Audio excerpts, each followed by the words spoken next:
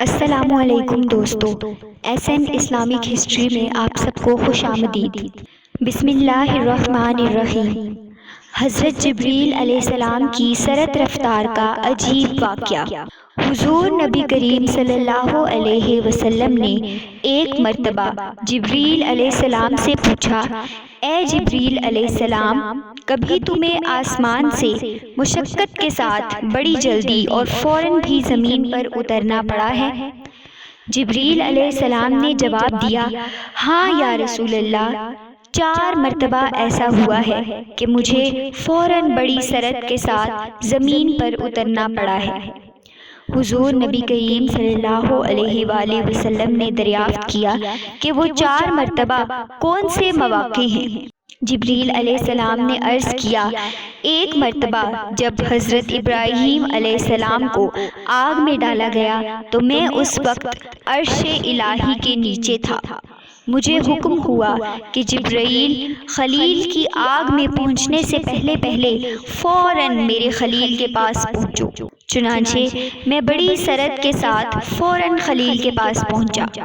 دوسری مرتبہ جب حضرت اسماعیل علیہ السلام کی گردن اتھر پر چھری رکھ دی گئی تو مجھے حکم ہوا کہ چھری چلنے سے پہلے ہی زمین پر پہنچوں اور چھری کو الٹا دوں۔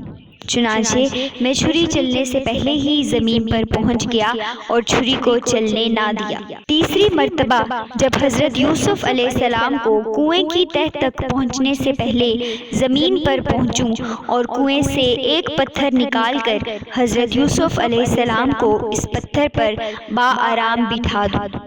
چنانچہ میں نے ایسا ہی کیا۔